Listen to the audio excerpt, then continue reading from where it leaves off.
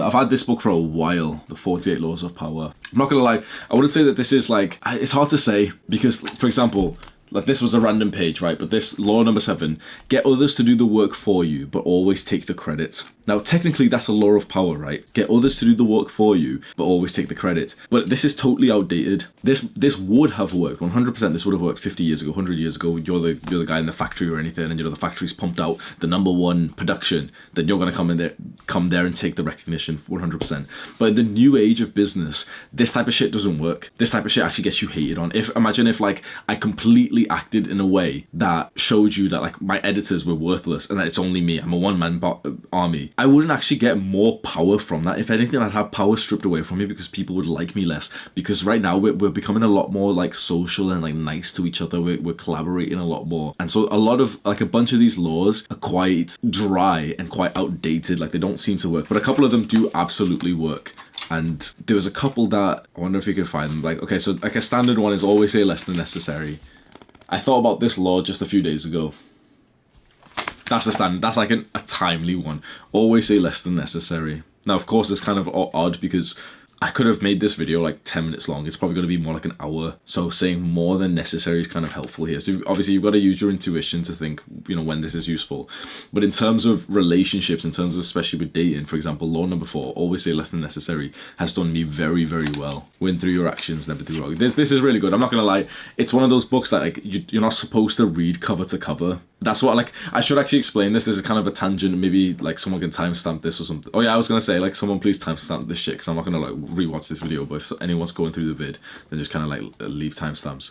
There's a right way to read books, and I don't think many people are actually reading books in the right way. You're not supposed, like, books aren't sacred. It's nothing. You're not supposed to read a book like your dumb, broke teachers told you to read. The education system ruined fucking learning. Like, the education system has ruined education. Reading is how you get education, but those motherfuckers have convinced you that you get this book as an assignment, you read it front to back, and you have to answer questions and take notes. That's fucking bullshit. If you're highlighting when you're reading, you're just stupid. That shit doesn't do anything. Fuck you. Shut the fuck up. Shut the fuck up. Highlighting when you're reading, stupid. Reading a book from start to finish is stupid. You're not supposed to read like that. If it's a book that you've already read before, you really like it. If it's like a book that really, really captures your interest, fair enough. But if you force yourself to read a book from start to finish, if you're a fucking dick and you ask me how many books I read a year, or if you make one of those fucking dumbass YouTubers who like, reading 52 books last year, here's what shut the fuck up. What is wrong with you? What is wrong with this fucking, like, this culture of people thinking that it's like a medal that I read a book a week.